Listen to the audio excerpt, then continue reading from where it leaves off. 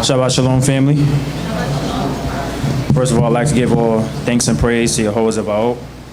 I'd like to thank him for allowing us all to be here this day, to praise and worship his name, allowing us all to make it through the week. Whether it was a good week or a trying week, we all made it through and we're all here this day. I'd like to thank the Most High God for the lives of the elders and all the people in the midst of us. My Abba Chief Elquanah ben Yehudah, Nasir ben Yisrael, Chief Chohab ben Lewi, the elder leaders here at CHOKMAH BINAH. I also like to give due respect to all the people in the midst of us. And with that, again, I bid you in the tongue of our forefathers, Shabbat Shalom Lakim. All right. So the chapters we're going to be covering today in Ecclesiastes is chapters 6 and 7. But before we go right into that, I just wanted to express some thoughts that I had, some things that was said earlier, and then like some thoughts I was having during the week. And earlier it was mentioned how, and even when we went to the Unity Shabbat in North Carolina, there was also the conversation of passing the torch. And, I was meditating on that during the week. And then my Abba was, we was having a conversation downstairs this morning, and he was talking about the Black Panther Party and how, the enemy was smart enough to cut off the head, and that's how they decimated the Black Panther Party. And it was mentioned earlier as well by Brother Arania about, passing the torch and the youth being the next ones in line. And it's just funny to me that that was mentioned twice today, because that's also something I was meditating on during the week.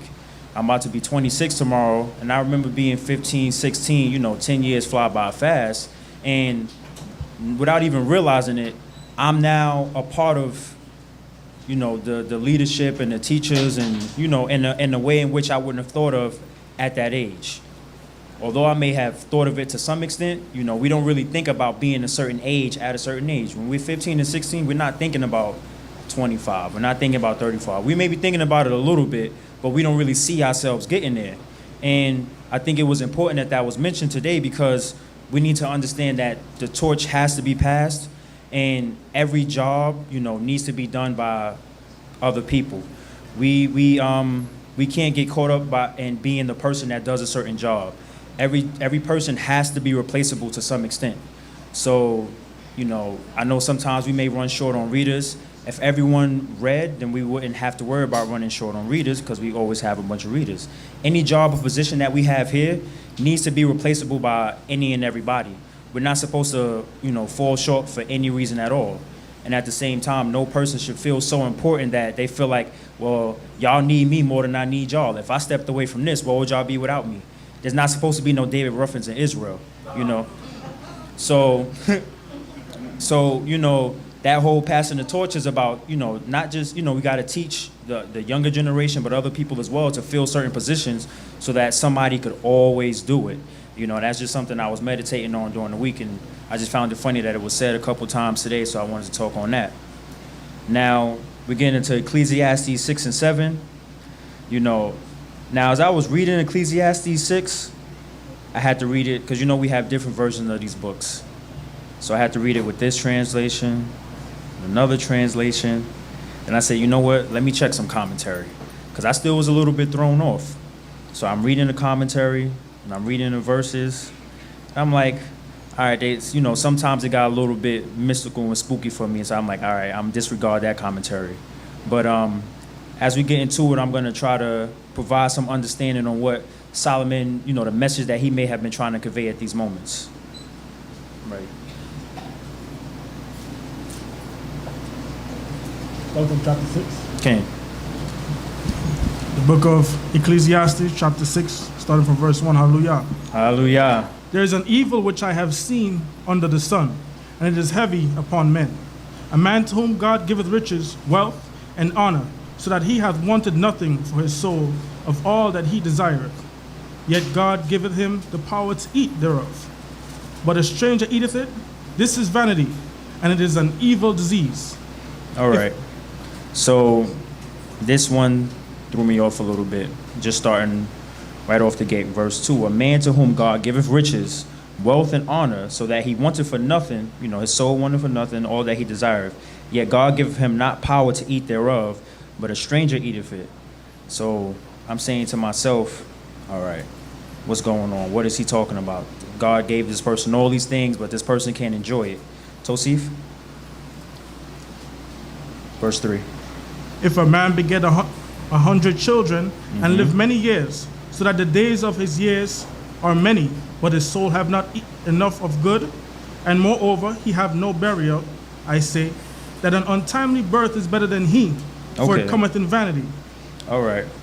So again, now it's talking about more things that he obtained. If a man beget 100 children and live many years, so that the days of his years many, but his soul have not enough good, moreover he have no burial.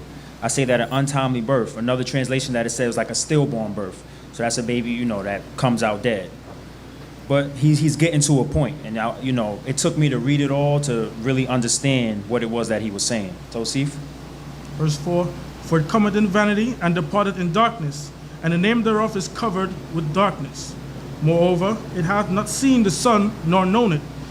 This hath gratification rather than the other. Yea, though he live 1,000 years twice told, and enjoy no good, do not all to one place. Yep. Do not all go to one place, the grave. We all die at the end of the day. And so that is what Solomon was saying.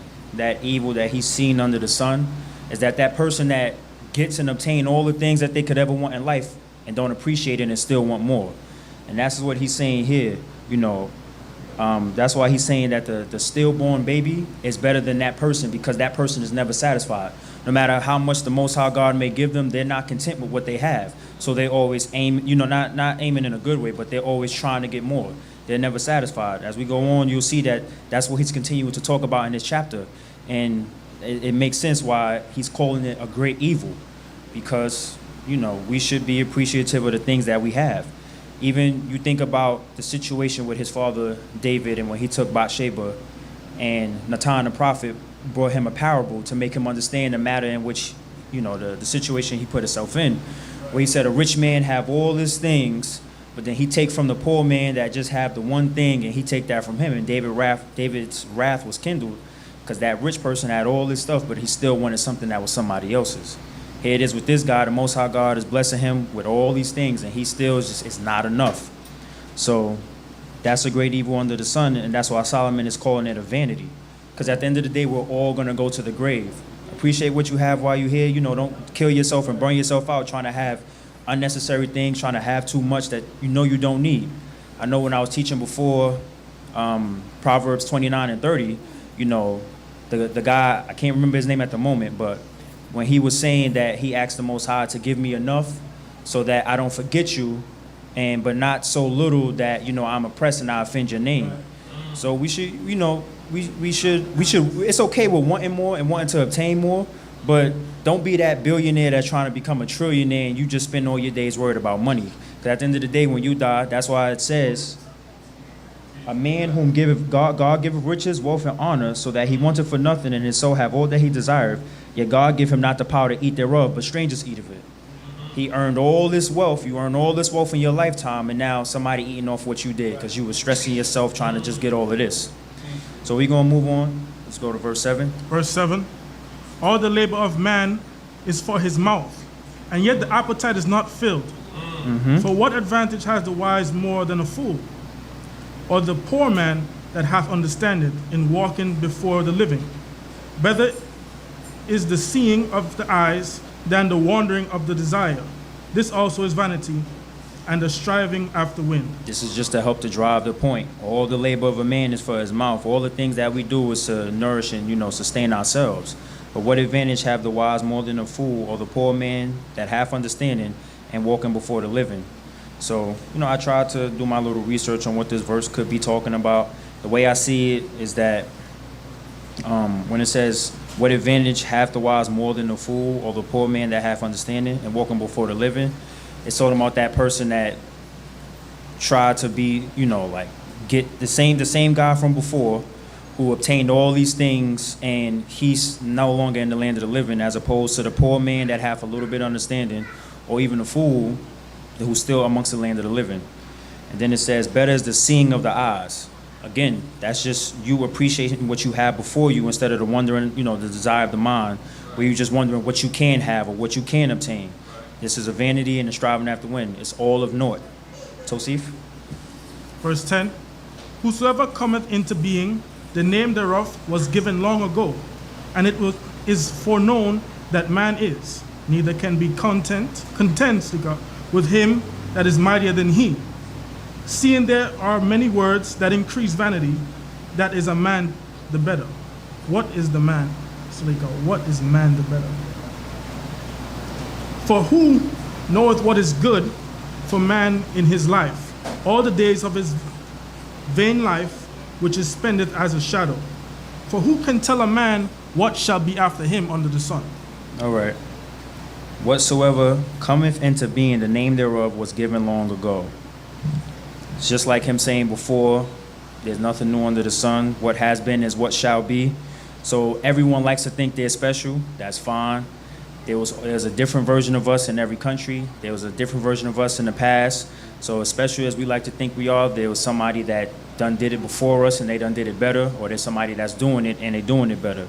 And he's saying, you know, but aside from that, it is foreknown that what man is, neither can he contend with him that is mightier than he.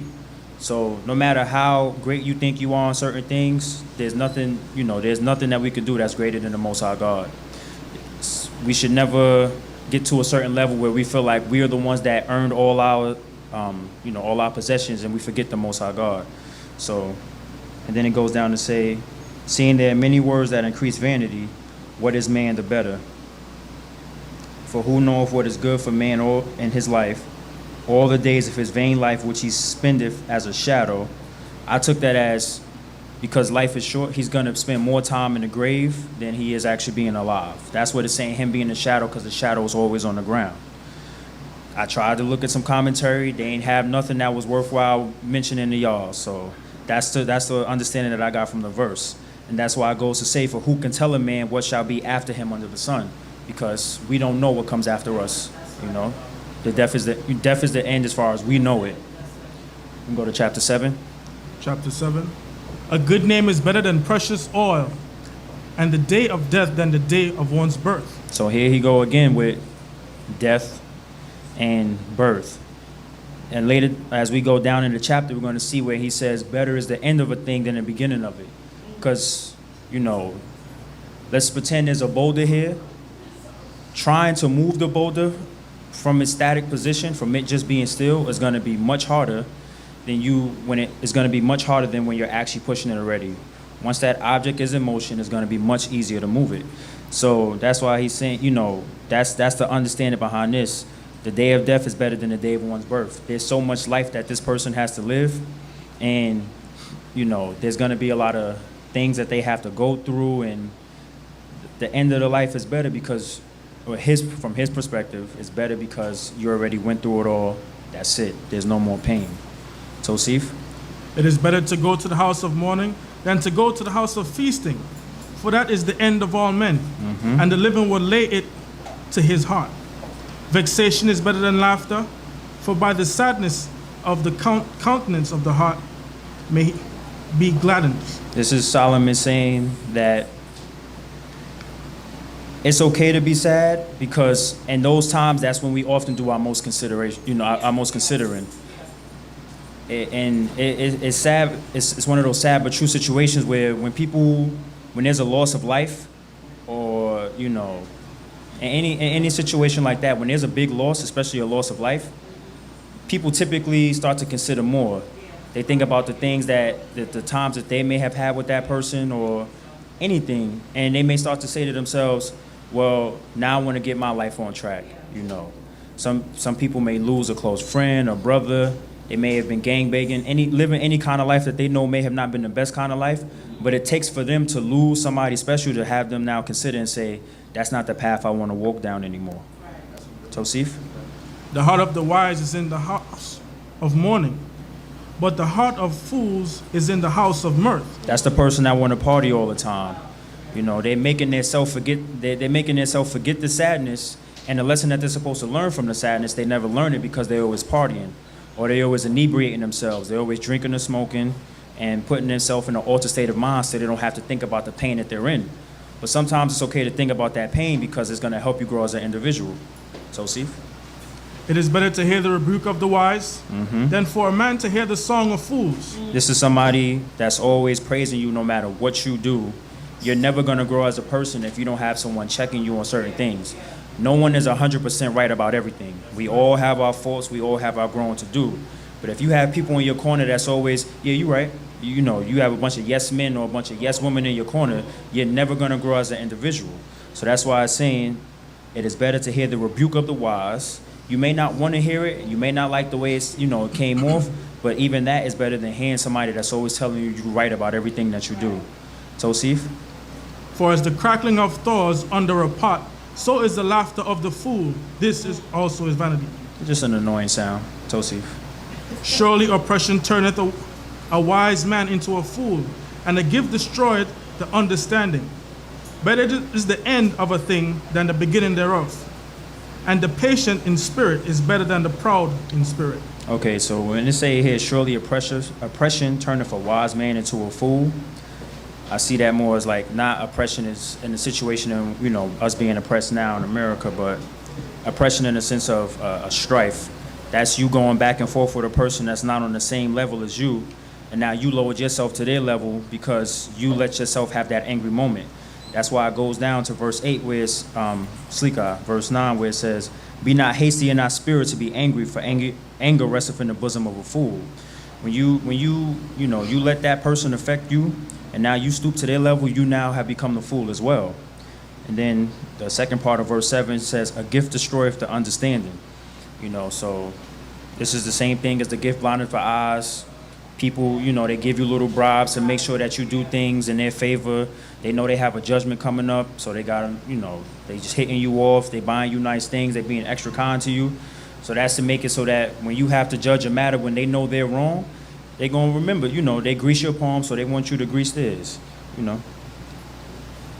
And again, so as I mentioned earlier, we see now in verse 8 where Solomon says, better is the end of a thing than the beginning thereof. And the patient in spirit is better than the proud in spirit. When I read that, I was like, that's the patient in spirit is better than the proud in spirit. That means a lot in a variety of ways, because that person, you know, we could take that as that person not becoming angry so easily in certain situations. But then I said the patient in spirit is better than the proud in spirit. That person that's not ashamed to work at McDonald's is better than that person that's selling drugs on the block.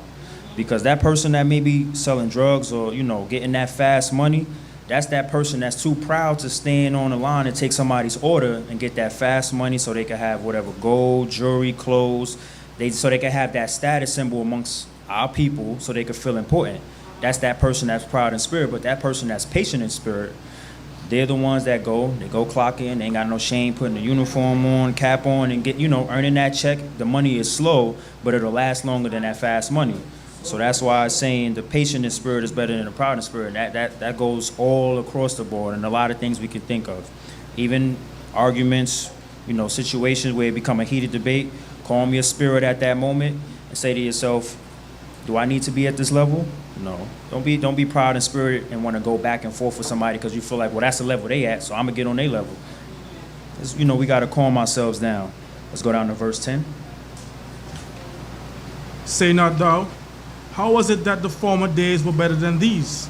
For it is not out of wisdom that thou inquirest concerning this. Wisdom is good with an inheritance, yea, a profit to them that see the sun. For wisdom is a defense, even as money is a defense. But the excellence of knowledge is that wisdom preserveth the life of him that hath it. Because no matter how much money you have in the world, no one can escape death. But you know, the purpose of wisdom is to preserve your life and to lengthen your days. So what this is saying is that no matter how much money you have, that can't save you from the situations that wisdom could have saved you from. You know, you think about the young rapper that died last year, XXX Tentacion. You know, him walking around with all his money or whatever. He had all that money, and that's why he died. But if he was wise, he would have understood to not even be flexing like that, or to even be walking around with that much cash, or to at least be alert and see, well, if I have this much on me, let me see who's around me. You know, one thing that my Abba taught me from when I was young is if you have a lot of money in your pocket, put the smallest bill on top, so people don't think you got much.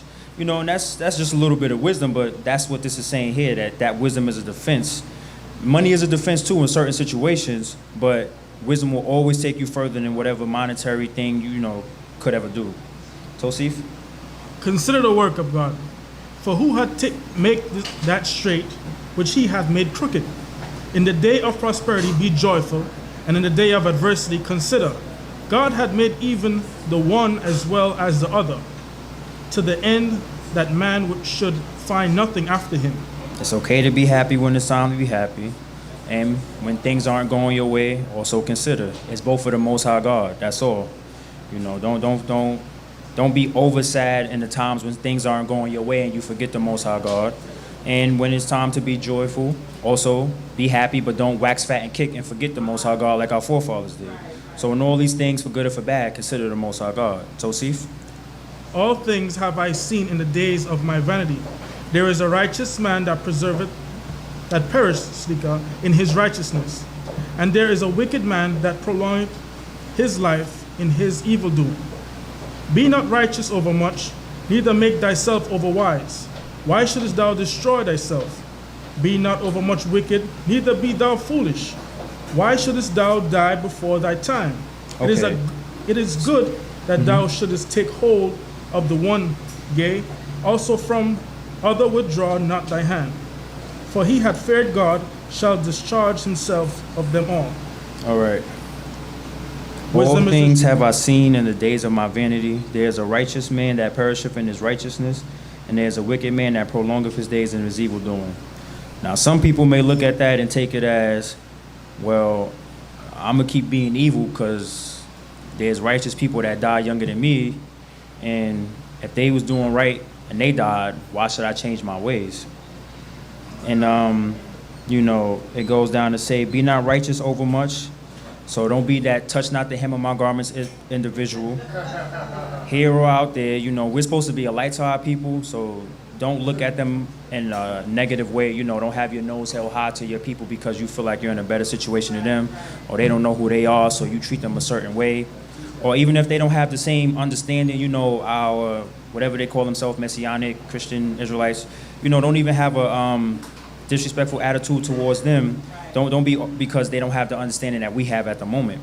You know, so that don't be that over righteous person. You know, in the Japanese culture, when they dishonored their family, they practiced something called seppuku, where they killed themselves if they made a mistake. That's when you being over righteous, you don't even know the position you're putting yourself in with the Most High God.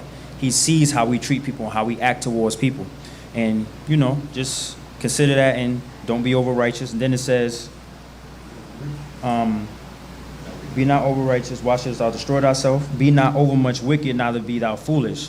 So that goes back to what I was saying as far as just because you see somebody that you feel is living better than you, die before you, you say to yourself, I'm going to continue in my wickedness. That's what this is saying. It's understood that we all are going to make mistakes. We're all going to slip. We're all going to sin in some way, shape, or form.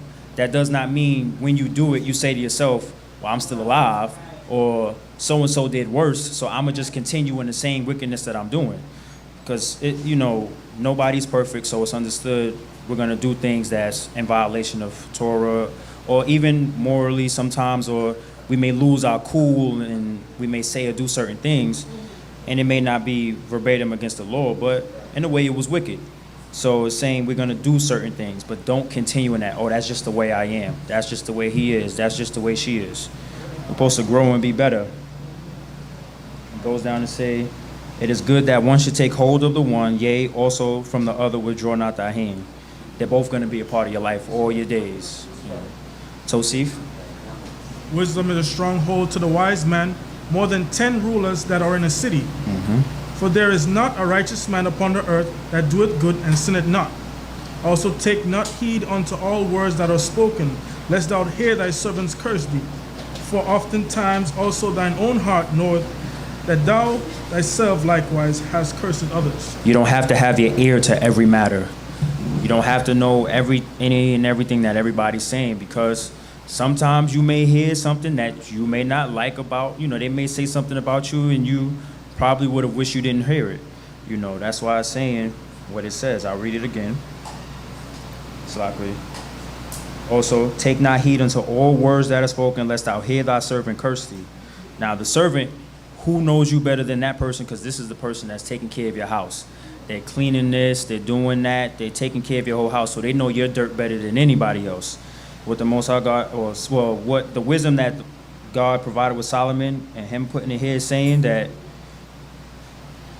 whether we like it or not, sometimes people are going to talk about us, and sometimes we're going to talk about people, which is why he's saying, you know, in your own heart, you know that the same way you may hear somebody saying something about you, you yourself have done it about somebody else. And that's why these, you know, between Proverbs and Ecclesiastes, it teaches you about patience and controlling your spirit and not leaning unto anger. These things are to help you, you know, from stressing your own self out. So you ain't got to have your ear in everybody's business just in case you hear something about you don't like that you really didn't even need to hear.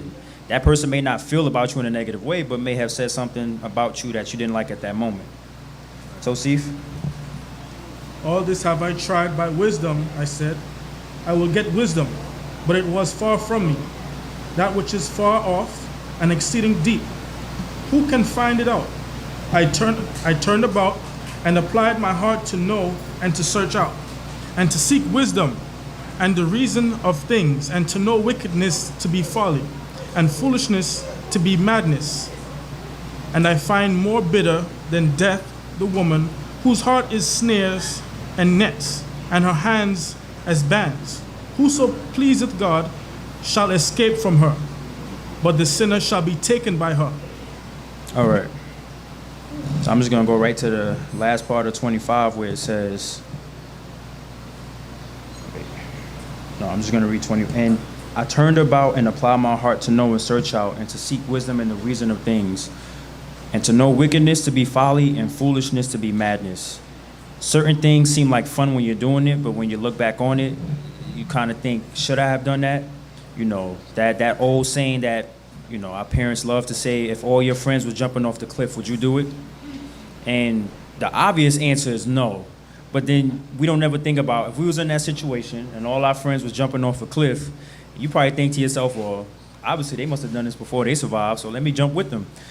You know, you don't know which, because there's certain things that we do as children, when you look back on it, that was stupid. I have stitches over my eye because when I was 4 years old, it was my 5th birthday, I jumped right into a ride at Coney Island head first. Like, no hands in front or anything. I jumped into the ride head first.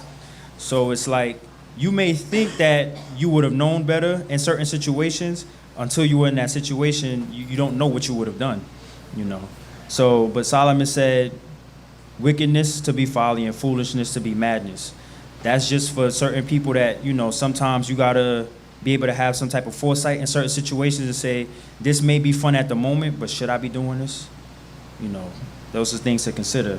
Then it talks about, I find more bitter than death the woman whose heart is in snares and nets, and her hands as bands. Whoso pleaseth God shall escape her, but the sinner shall be taken by her. So, you know, they say hell have no fury like a woman scorned. I guess there's a level of petty that y'all can reach to that us men just can't comprehend. So, you know, it's saying that you know, something that's more bitter than death is that woman. You know, her hands are bands. She got you in a trap, and you know, you can't get out of it. You can't escape from it. But it said, whoso pleaseth God shall escape from her, but the sinner shall be taken by her. Tosif? Verse 27, behold, this have I found, said Kohelet, adding one thing to another to find out the account, which yet my soul sought, but I found not. One man among 1,000 have I found, but a woman among all those have I not found. Behold, this only have I found, that God made man upright, but they have sought out many inventions. Hallelujah. All right. God made us upright, and we sought out many inventions to, you know, turn our back on him. So I pray that you all got something out of what I said. And, you know, I pray that we all understand that the torch will be passed, and the torch has to be passed, whether they want it or not. And we have to prepare them for that day. Hallelujah.